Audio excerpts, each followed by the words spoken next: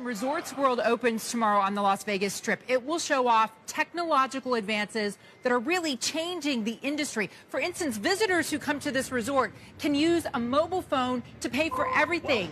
The Resorts World app has a gaming wallet. You can bet here on bingo, or if that's not your scene really, you can walk across to the blackjack table. You get your money deposited from your phone, get your chips, no need to handle all that dirty cash. The head of casino operations expects a boost to security, and he says real efficiencies from reducing the amount of cash handled. Anytime you can reduce that motion, the amount of money you have to have on the floor, it's a cost savings. But it's also just a much better gaming experience for the guest. We want to use their Apple Pay to pay, whether it's at a grocery store. Starbucks clearly does it. They've become very accustomed to using an app to pay for items, and the gaming industry be no different. Contessa, the use of the digital wallet, is it just eliminating the cash to pay for chips, or is that kind of how you make your bets and everything as well? Right now, the chips are still in play, but they think down the road it might actually be possible to tap your phone and ante up here. Right now, these chips also are special. This is powered by IGT. They have RFIDs. So this table tracks all the chips, what you bet. It all tracks to your wallet. The company says, look, it helps them know their customer better. Casinos are one of the last bastions of cash in the world's economy. But COVID propelled change, pushing regulators to approve mobile payments. Technology envelope in other ways. A mobile pass instead of a bouncer and velvet rope outside the nightclub. No set room service menu. Instead, food delivery from any on-site restaurant to anywhere in the resort, powered by Grubhub. Cryptocurrency burning a hole in your pocket? Resorts World is working with crypto exchange Gemini to explore the possibilities. Maybe a few years away, and I think you'll be able to use crypto to check out and pay your folio or go to a restaurant, but there's still a lot to look at and get approved. Industry about near capacity for the bookings, for the forward bookings for the summer. The pent-up demand has been incredible, and you can expect to see this place crowded. In other casinos that have reopened, there's no restrictions. The flights are resuming at this point. I think it's really incredible to see, but you guys, the one thing that they're missing is those all-important Asian visitors that really boost the bottom line. They're big spenders when they come. They spend on amenities. They spend on gambling. And right now, those are missing from the Las Vegas scene, David. Yeah, high rollers. That's what I remember. Sometimes they'd miss a quarter, a company or two, as a result of the absence of them. Contessa, thank you. Welcome to the Crypto Teacher. And guys, you know, I come back with that video just to make you think. And we have Vegas is opening up a new casino. And thanks to one of the Patreon members sent this to me. Remember, teamwork makes the dream work. But I just want to go over the power words that Contessa used in this actual interview. Cashless. You can use your app to play any game. Know your customer. That's our terminology in crypto. They're missing the Asian customers. And then also that dirty money. The C word sped up the actual technology like she stated. Because this was all planned out, guys. That casino is opening. That means it was already planned in the first place. Remember, when it comes to the New World Order, they definitely have it all planned out. Now we have Janet Yellen testifying again. And even though this is just a show, the Hegelian dialectic, we heard the truth about inflation. It's nothing but a tax. And a big tax, that is. And then plus the debt ceiling, guys. It comes due in July. And like Janet Yellen said, we have to pay our bills. Now, guys, we know better. They printed all this money to build the fourth industrial revolution. Keep printing and pay off these bills. But we know when it comes to the New World Order, what do? They create the problem. Wait for the reaction and run in with the solution. And that solution is cryptocurrencies. Y'all have a wonderful day. In May. I know you're not clairvoyant, but you're experienced. Where do you think inflation will be at the end of this year? Well, let me go to 2022. No, if you could go to the end of 2021 first for me. So I believe that my expectation, although there's a lot of uncertainty, is that the monthly data, the data that would pertain to what happened in a given month, that those numbers will come down. But by the end of this year, you expect the inflation to be more than 5% or less? I believe that the monthly numbers are likely to generate annual inflation rates. If you take the monthly number and ask what would inflation be if it continued at that pace for a year, I believe that will come down toward 2%. But typically inflation rates... Secretary, I'm sorry to interrupt you, but my question was pretty simple. Right now in May, on an annualized basis, we both know what that means. Inflation was 5%. I know you're not clairvoyant, but where do you think it will be at the end of this year? So the type of inflation number that you're talking about compares the level of prices this month with what they were a year prior. That's correct. And that's different than what happened over the span of the month. I understand that, but I'm asking by the end, I'm asking you, inflation based on a year ago. This is not a complicated question. I'm not trying to be rude, but this is not a complicated question. We're at 5% now, based on where it was a year ago. So now we know what we're both talking about. For the rest of will it be higher at the end of this year, or will it be less? 12 months, I believe it will come down. You think it'll be less by the end of this year? Than 5%, yes. Okay. What makes you think that? Because I believe that as the economy is opening up again, prices that fell enormously at the beginning of the pandemic are returning now back toward normal levels.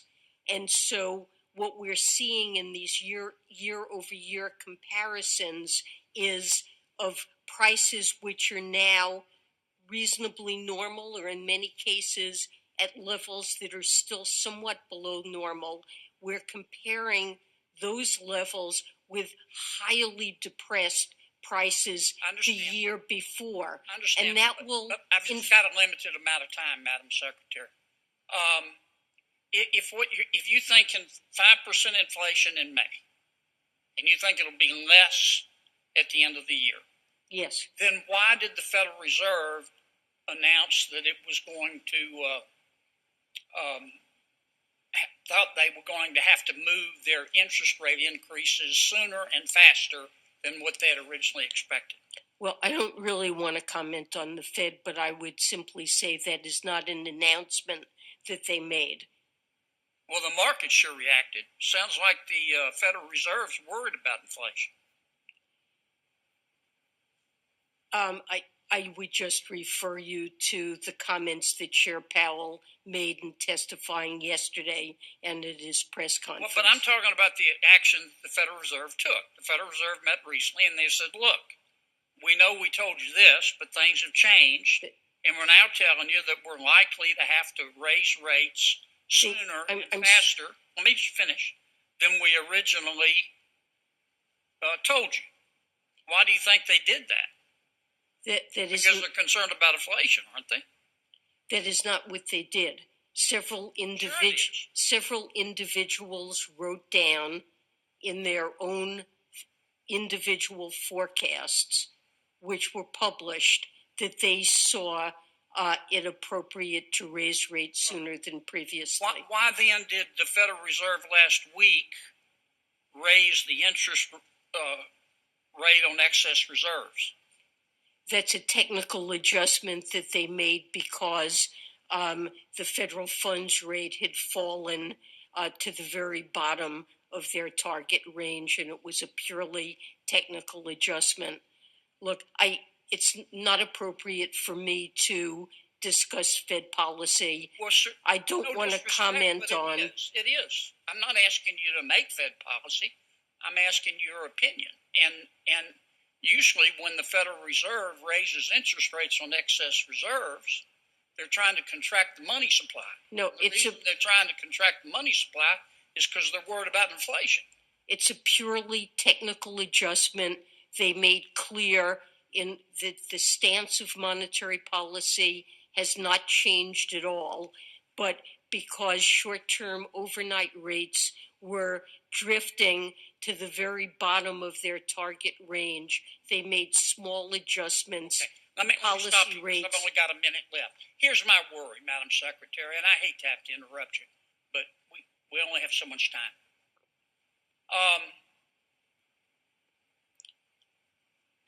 I know your job is to put the best face on it. And I understand the Federal Reserve's job is to put the best face on it. But inflation at 5% annualized gets my attention. When the Federal Reserve says, or even certain members, they say, nothing to worry about here, nothing to see, but by the way, we're probably going to have to raise interest rates sooner and faster than we thought. And when I see them raise the interest rate on excess reserves to get money out of the money supply, that tells me they're worried about inflation. And here's my question. Nobody's clairvoyant. A lot of these experts that you talked about never called the recession in 08, 09. A lot of these experts at the Federal Reserve, what if they're wrong? And the president has been adamant that he's not going to raise taxes on middle-class Americans. He's allowing that to happen right now because inflation, prices are rising higher than wages. And 5% inflation is a tax. It's a tax on food. It's a tax on energy. It's a tax on everything.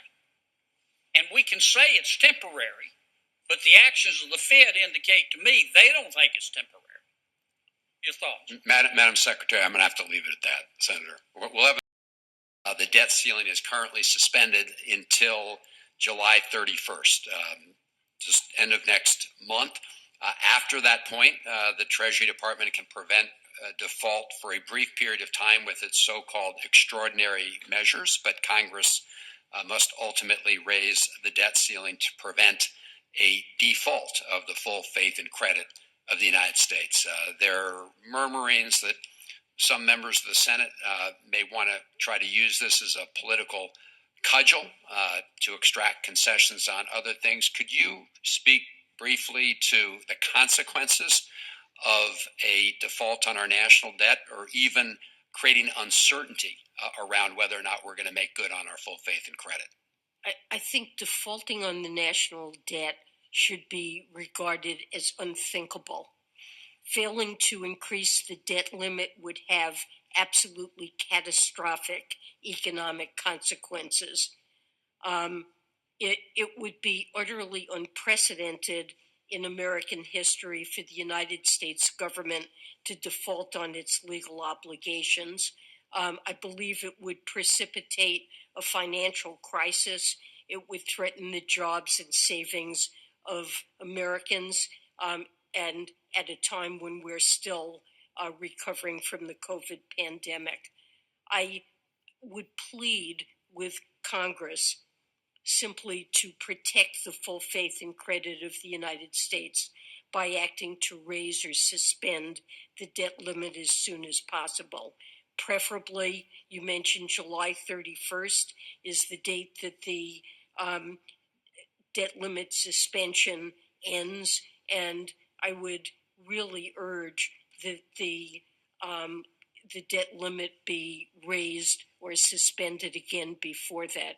And, this is not about authorizing additional spending.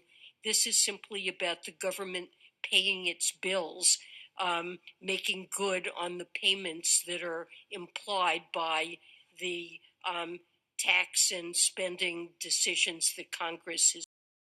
We're going to a different economy, and we're going to be learning more about that as we go. But clearly, we're learning that things can be done from remote locations. We're learning that technology can replace people even more than we thought. we're not going back to the same economy. We're recovering, but to a different economy. And it'll be one that is more leveraged to technology. And I worry that that is going to make it even more difficult than it was for many workers.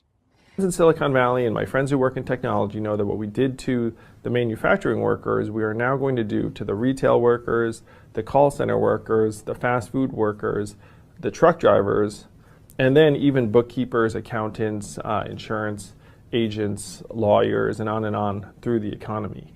So what happened to the manufacturing workers is a very clear sign. This effort. And China has big plans for this. They intend to seed their digital yuan into the global environment by giving it away to visitors at next winter's Olympics. When they arrive at the airport, they're going to get yuan digital wallets. They're going to receive digital yuan. They're going to use it throughout their visits to Beijing, and then they're going to take it back to their home countries. They see this as a huge advantage. Why? Because who controls the underlying protocols, who controls the underlying standards of the future of money will control the future of money.